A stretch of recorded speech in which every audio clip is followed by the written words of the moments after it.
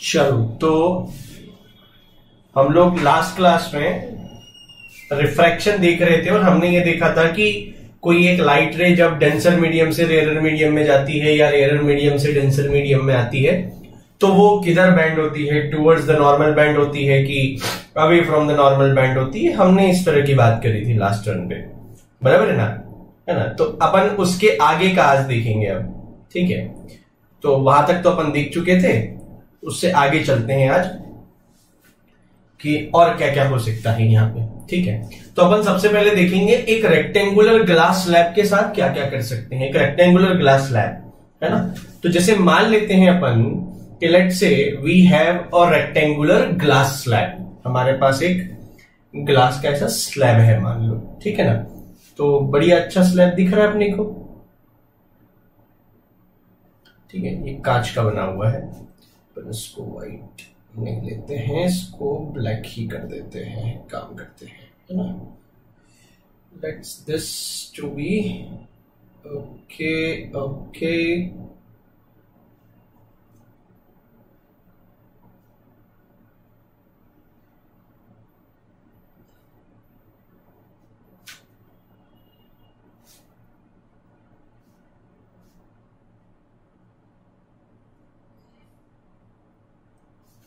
Slab लिया अपन ने मान लो ऐसा, है ना? दिस इज आवर स्लैब और इस पे एक लाइट रे ऐसे आई है, this is your incident ray,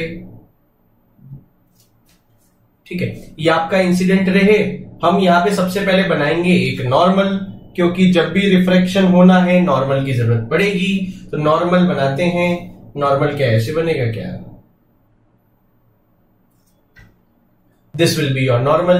यदि ये नॉर्मल है, इंसिडेंट रे है, इसके बीच के एंगल को ही क्या बोलेंगे हम लोग? एंगल ऑफ इंसिडेंस आए, ये अपना एंगल ऑफ इंसिडेंस हो गया। अब इसके नीचे आते हैं,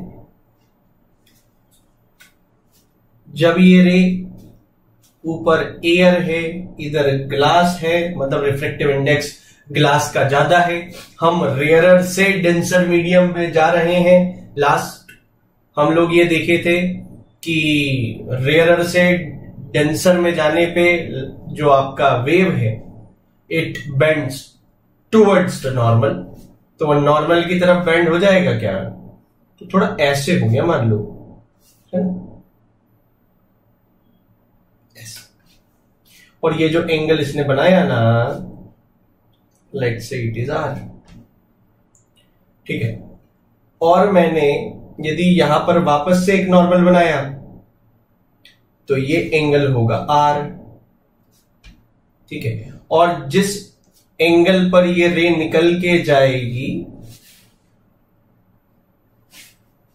ठीक है, जिस एंगल पे ये रे निकल के जाएगी, let's say it is called E. This is angle of emergence, ठीक है? अब ये अपना एंगल ऑफ इमर्जेंस है, ठीक है ना? अब हम इसके अंदर देखें, अब स्नेल्स लॉ लगाते हैं अपन लोग दो बार, ठीक है? एक बार इस पॉइंट पे लगाएंगे, दिस इज पॉइंट ए, और एक बार यहां लगाएंगे, दिस इज पॉइंट बी, ठीक है ना? तो ए पॉइंट पे लगाते हैं, ए पॉइंट पे लगाने पे क्या होगा देखो, स्नेल्स लॉ एट ए, कैसे लिखता हूं मैं? Snell's law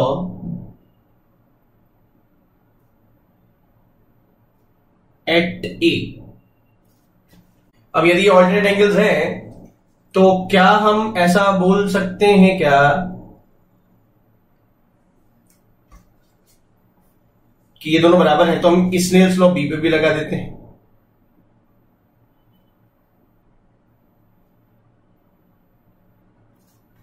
Snell's law B पर, ठीक है? बी पे स्नेल्स लॉ लगाएंगे तो क्या लिखेंगे?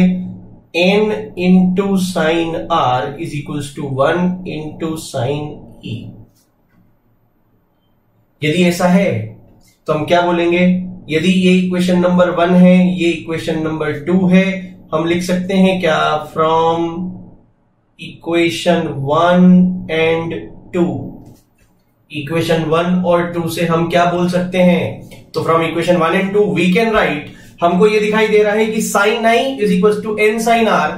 ओके, और ये एन साइन आर किसके बराबर है? Sine e. इसका मतलब साइन आई और साइन ई भी बराबर है।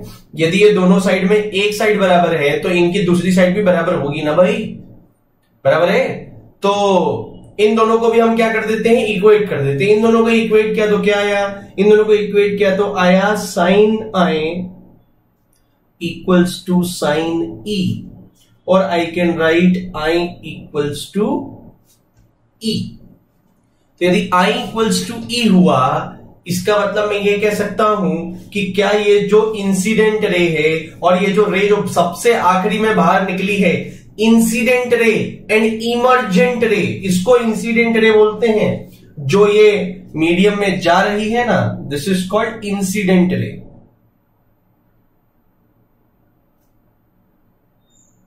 और ये जो बाहर निकल के आई है ना गरीब, इसको बोलते हैं इमर्जेंट रे।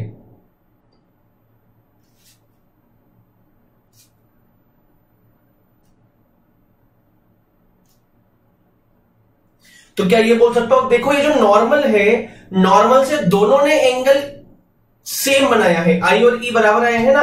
एक ने एंगल ई बनाया है, एक ने एंगल आई बनाया है, तो दोनों ने एंगल बराबर बनाया है। अब यदि दोनों ने एंगल बराबर बनाया, इसका मतलब दोनों बराबर हैं, मतलब दोनों पैरेलल हैं। अब यदि ये दोनों पैरेलल हैं तो क्या हम ये बोल सकते हैं कि यदि दोनों साइड में रिफ्रैक्टिव इंडेक्स सेम हो, है ना, स्लैब के दोनों साइड में यदि रिफ्रैक्टिव इंडेक्स सेम हो, तो जिस एंगल पे लाइट रे आती है उसी एंगल पे लाइट रे जाती है। It means the ray will emerge parallel to the incident ray, rather it will be laterally shifted. देखो हल्का सा शिफ्ट हो गई वो, ये लाल वाली रे यदि आती तो वो ऐसे कुछ जाती, उससे थोड़ा सा शिफ्ट हो गई है। तो जो हमारी रे है वो शिफ्ट हुई है, but it is still parallel. तो हम कहते हैं कि एक रेक्टेंगुलर ग्लास स्लैब से जब एक लाइट रे को पास कराया जाता है तो it laterally shifted but emerge parallel to the incident ray. वो इंसिडेंट रे के पैरेलल ही आती है, भले ही अलग अलग शिफ्ट हुई है थोड़ा सा, but it would be emerge, eventually it will emerge parallel. ठीक है, तो हम ऐसा लिख लेते हैं कि जब भी एक रेक्टेंगुलर ग्लास स्लैब हम लोग यूज करेंगे, ठीक है, इस तरह की सिचुएशन हमेशा बननी है। रेक्टेंगुलर ग्लास स्लैब का मतलब क्या हुआ? रेक्टेंगुलर ग्लास स्लैब का मतलब यह हुआ है कि ये दोनों सरफेसेस जहां से रिफ्रैक्शन हो रहा है वो दोनों की दोनों ही सरफेसेस क्या हैं? तो दोनों की दोनों surfaces parallel to each other, है ना, दोनों पैरेलल हैं। ठीक है, समझ में आया कि अपने को ये बराबर? चलो आओ, ठीक है, तो इसको ऐसे लिखते हैं। आ जाओ नेक्स्ट देखते हैं। चलो आओ, बढ़िया। जैसे मैंने आपसे बोला कि ये एक मीडियम इंटरफेस है ना, this is your medium interface, ठीक है।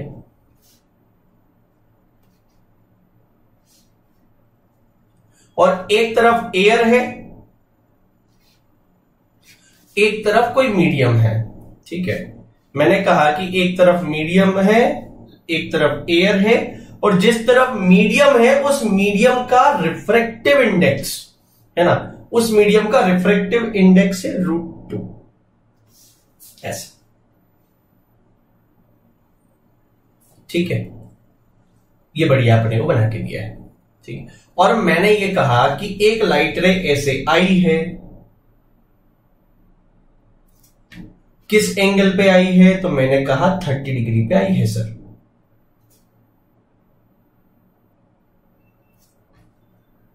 तो आपसे पूछा कि ये किस एंगल पे रिफ्रैक्ट हो जाएगी, किस एंगल पे रिफ्रैक्ट होगी, रिफ्रैक्ट किस एंगल पे होगी, ये पूछा जा रहा है यार हमसे। तो ठीक है, तो इसको जरा ट्राई करेंगे क्या, या इससे बेटर? एक मिनट रुको, मैंने थोड़ा सा इसको ऐसे बना दिया, इसको थोड़ा सा ऐसे करो कि ये √2 है और ये 1 है, इसको उल्टा कर दो, है ना। रिफ्रैक्टिव इंडेक्स इंडाइसेस जो हैं वो थोड़े से अपोजिट हैं। ठीक है, तो पूछा है कि ये बताइए कि किस एंगल पे रे रिफ्रैक्ट होगी आपकी, ये बता दो हमको, तो ये बोला जा रहा है। ठीक है, तो कैसे करेंगे भाई, इसको कैसे करेंगे, तो इसके अंदर क्या लगाएंगे हम लोग, क्या हम इसके अंदर स्नेल्स लॉ ही अप्लाई करेंगे क्या? Snell's law, Snell's law, Snell's law क्या बोलता है, तो हम स्नेल्स लॉ लगाते हैं। ऐसा मान लेते हैं कि ये जो लाइट रे है वो किसी एक एंगल पे रिफ्रेक्ट हुई होगी, हमको नहीं पता किस एंगल पे रिफ्रेक्ट हुई, हम मान लेते हैं कि कुछ आर एंगल पर रिफ्रेक्ट हुई है। ठीक है ना। अब यदि ये आर एंगल पे रिफ्रेक्ट हुई है तो हम यहां पे स्नेल्स लॉ लगा देते हैं। स्नेल्स लॉ लगाएंगे तो अपने को समझ में आ जाएगा कि किस एंगल पे रिफ्रेक्ट हुई है ना, थोड़ा बहुत तो अपने को आइडिया लग ही जाएगा, बराबर है। ठीक, तो एक काम करते हैं, इसमें स्नेल्स लॉ लगाते हैं, अप्लाई स्नेल्स लॉ।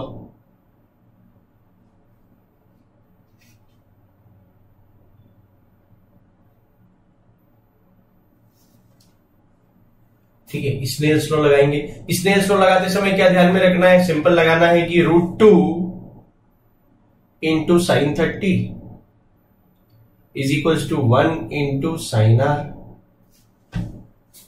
ये तो स्नेल्स लॉ लगा दिया मैंने, बराबर है क्या, है ना। अभी जो स्नेल्स लॉ मैंने लगाया, स्नेल्स लॉ के साथ में मैं क्या लिख सकता हूं, साइन 30 कितना होता है भैया, हाफ होता है ना स्नेल्स लॉ, ये साइन 30 हाफ होता है ना भाई, तो हाफ होता है तो हमने क्या लिखा, √2 इंटू साइन 30 कितना हुआ रे, साइन 30 क्या हाफ हुआ,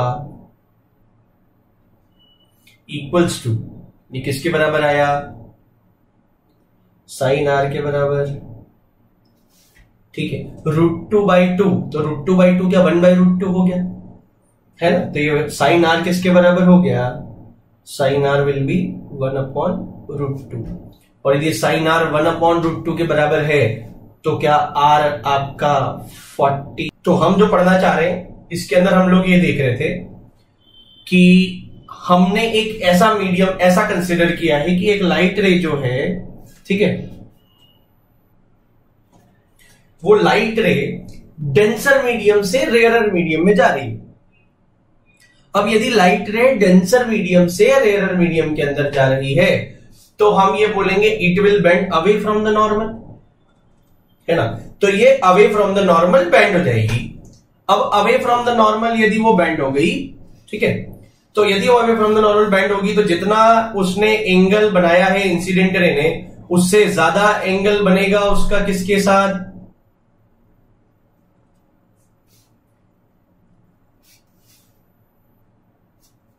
नॉर्मल के साथ,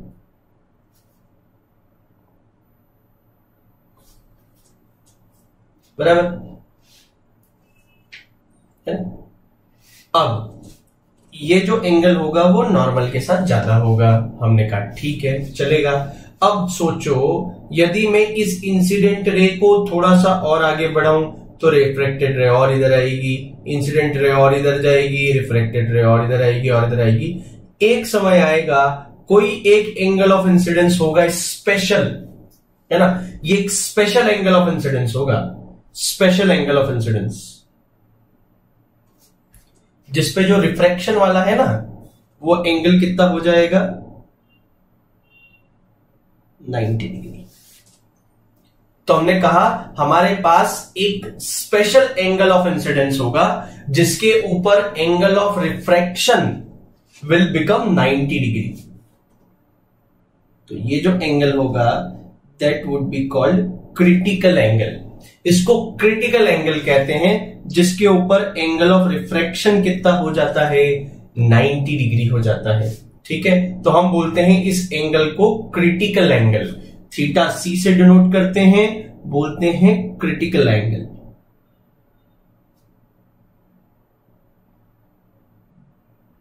ठीक है, और क्रिटिकल एंगल होता क्या है, तो हम लिखते हैं the angle of incidence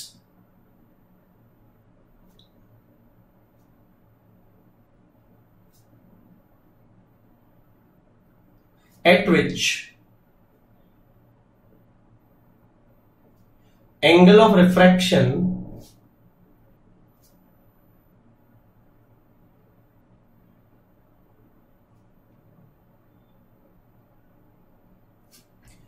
becomes 90 degree.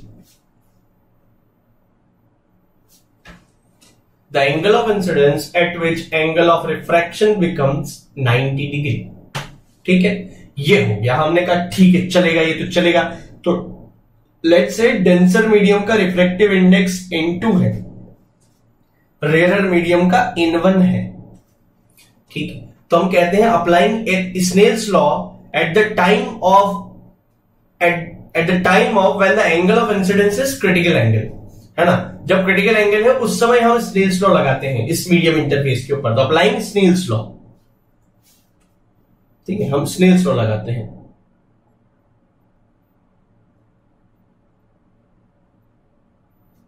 Applying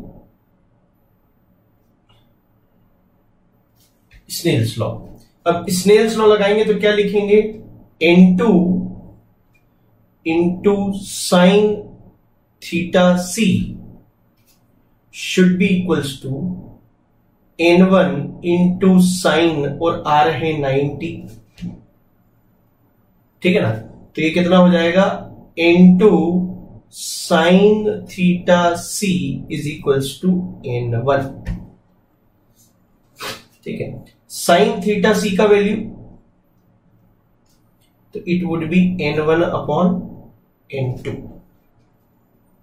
ठीक है, तो ये क्रिटिकल एंगल का वैल्यू आ गया आपके पास कि साइन थीटा सी किसके बराबर होता है, N1 अपॉन N2.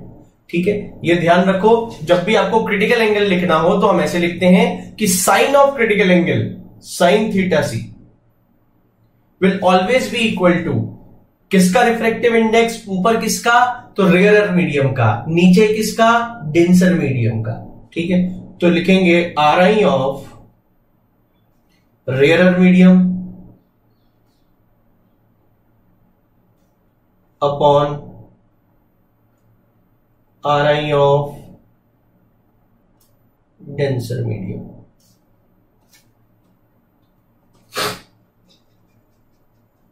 है ना. तो ऐसा लिख लेंगे अपन. हमको क्रिटिकल एंगल निकालना होगा तो हमेशा ऐसे ही करेंगे. ठीक है, अब यदि सोचो कि यदि आपका एंगल ऑफ इंसिडेंस यदि क्रिटिकल एंगल से भी ज्यादा हो जाए, तो यार अब दिक्कत यह है कि एंगल ऑफ इंसिडेंस ये तो ऐसा रखा है जिसपे ये तो 90 हो गया, इससे और ऊपर जाएंगे तो ये तो इसी मीडियम में वापस आना चालू हो जाएगी. हम कराने रिफ्रैक्शन गए थे, ये ससुरा वापस वहीं आ गया, जहां से गया था, जिस मीडियम से गया था उसी मीडियम में वापस आ गया. तो हम तो ये चाह रहे थे कि जिस मीडियम से वो निकला दूसरे मीडियम में जाए, बट उस मीडियम में तो गया ही नहीं, वो तो वापस आ गया जिस मीडियम से उसको भेजा था. तो फिर इसको तो रिफ्रैक्शन नहीं बोलते. इसको रिफ्रैक्शन नहीं बोलेंगे तो क्या बोलेंगे, तो हमने एक ऐसा फिनोमिना पढ़ा है क्या, जहां पे जिस मीडियम से लाइट जाए उसी मीडियम में वापस आ जाए, उस फिनोमिना को क्या बोलते हैं, when a light comes back into the same medium after interacting with the medium interface. किसी एक मीडियम इंटरफेस से इंटरेक्ट करने के बाद यदि लाइट रे उसी मीडियम में वापस आ जाए जिस मीडियम से वो गई थी, तो उस फिनोमिना को तो हम लोग रिफ्लेक्शन कहते हैं, है ना. अब रिफ्लेक्शन तो यहां पे तो कोई मिरर तो है नहीं, लेकिन मिरर नहीं है तो भी वो फिनोमिना हो रहा है. ठीक है, तो इस फिनोमिना को रिफ्लेक्शन तो नाम देते हैं, साथ में एक छोटा सा शब्द सामने जोड़ दिया जाता है और इसका एक बढ़िया सा नाम निकल के आता है और उसे कहते हैं टोटल इंटरनल रिफ्लेक्शन. ठीक है, तो क्या बोलते हैं उसको, अपना जो टॉपिक है नया वो है total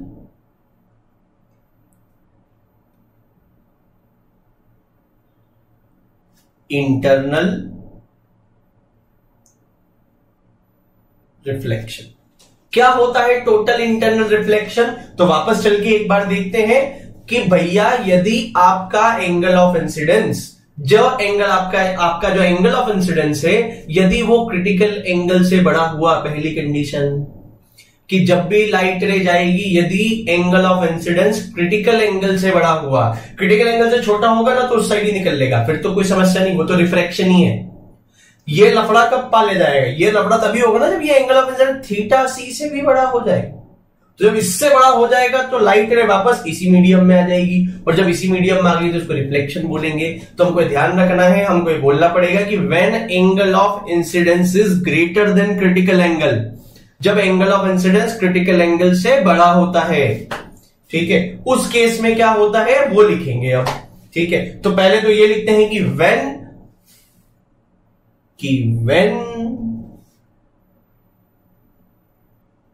light ray travelling from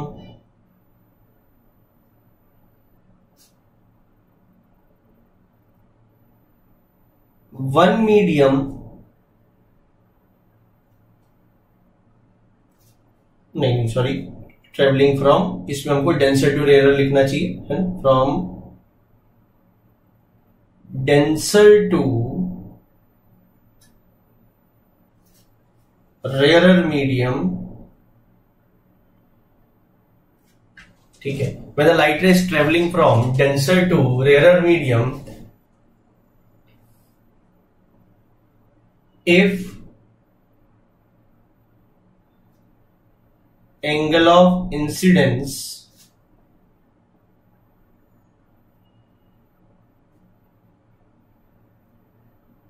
greater than, if angle of incidence is greater than angle of critical angle, greater than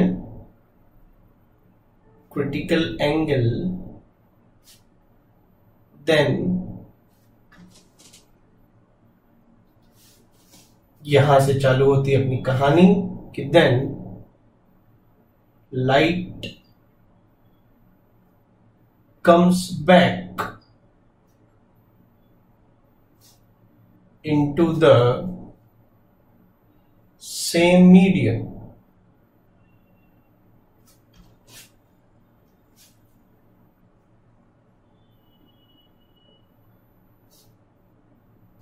the phenomena is called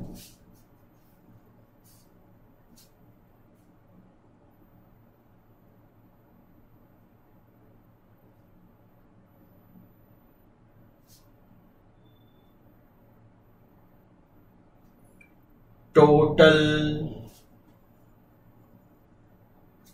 internal reflection।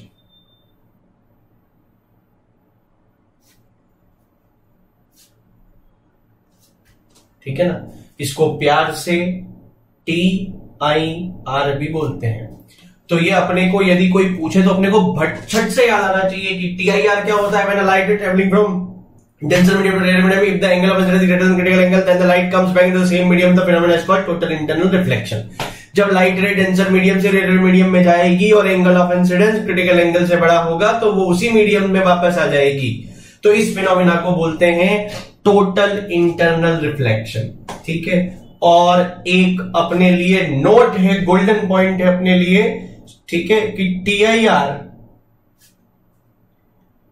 Is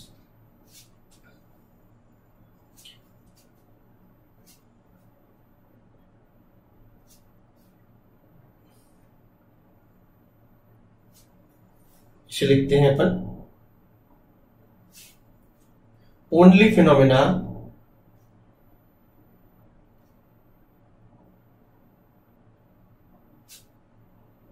which happens 100%।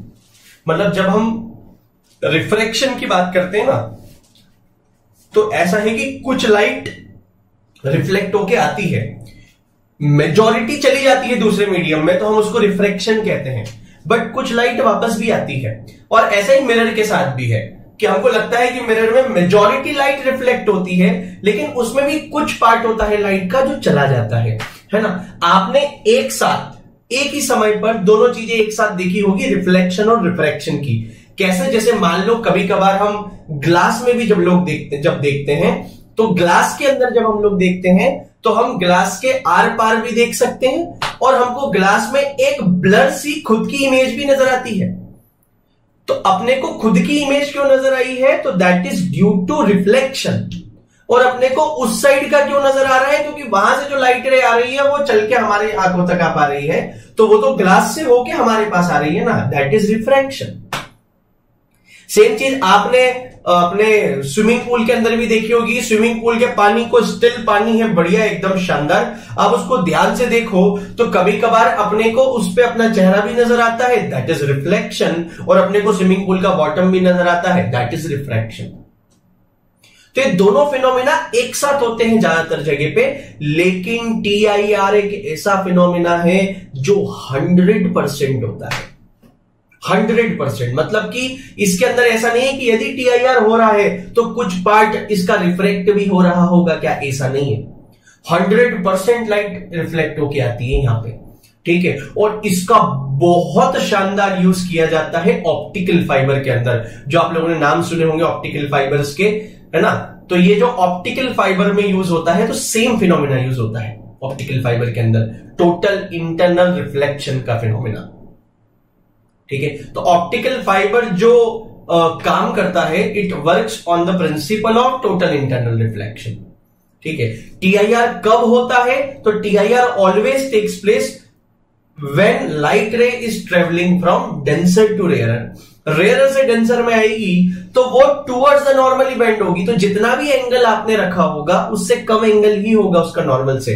तो फिर एंगल ऑफ इंसिडेंस कभी भी 90 से बड़ा नहीं हो सकता, तो एंगल ऑफ रिफ्लेक्शन कभी 90, रिफ्रैक्शन कभी 90 आएगा ही नहीं। तो इसके लिए हमेशा जब भी TIR होना है तो रे जो है आपकी वो डेंसर मीडियम से रेयरर मीडियम गई होगी, ये पक्की बात है। तो हम जब भी TIR की बात करेंगे हमें पता होगा ऐसा होना ही होना चाहिए। क्या होना चाहिए? तो light ray should travel from denser medium to rarer medium. जब वो डेंसर मीडियम से रेयरर मीडियम में जाएगी और उसका एंगल ऑफ इंसिडेंस यदि क्रिटिकल एंगल से बड़ा हुआ, यदि उसका angle of incidence critical angle से बड़ा हुआ, तो फिर हम कहेंगे कि वो उसी मीडियम में वापस आ जाती है, और that is called total internal reflection, ठीक है। तो इसके अभी आज का अपन यहां तक ही रखेंगे। इसके आगे का फिर जब हम लोग देखेंगे, हम मिराज के बारे में बात करेंगे। मिराज बेसिकली आपने भी देखा होगा हाईवे वगैरह पे या डेजर्ट्स में बताया जाता है। अपन हाईवे पे भी देख सकते हैं गर्मी के दिनों में, यदि एक स्ट्रेट हाईवे है तो कुछ दूरी पे हमको लगता है कि उस हाईवे पे पानी गिरा हुआ है ना। तो वो क्यों होता है, कैसे होता है, उसका क्या कारण है, और सही में वो पानी होता है या हमें कुछ और दिखाई देता है। कुछ और दिखाई देता है तो हमें वो क्या दिखाई देता है जो हमें पानी जैसा नजर आता है, ठीक है। उसको देखेंगे अगले एपिसोड के अंदर, ठीक है। तो आज के लिए इतना ही, इसके आगे का फिर अपन नेक्स्ट बार देखेंगे, ठीक है। चलो, तो आज की सभा को अपन समाप्त करते हैं, ठीक है। Thank you, bye bye.